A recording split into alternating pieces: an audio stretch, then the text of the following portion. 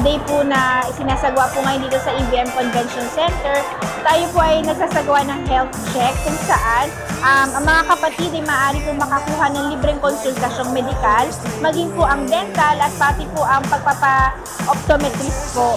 So, sa ganitong aktibidad po, maaari yung iba po na gustong malaman kung anong kanilang kondisyon ng kanilang kalusugan, maging yung iba po na nag-maintenance na po, ay nasi-check din po nila, like for example, kung hypertensive, kung talaga po nakokontrol ang kanilang blood pressure with the medications.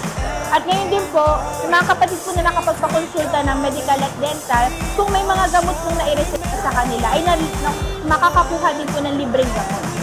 Sa ganito pong klase ng aktibidad, maaari yung mga wala pa po talagang sakit. At least nakikita po nila kung ano po yung kondisyon ng kanilang kalusugan. At doon naman po sa mga diagnosed na po ng like hypertension or diabetes, mas na-educate po natin sila. Mas mababatid po nila ano po yung kahalagahan ng isang pagpapacheck up. Hindi kung kailan lang po sila na may nararamdaman, doon lang po magpapakonsulta. Ito po yung isang paraan ng preventive measure po natin para maingatan po natin ang ating mga sarili.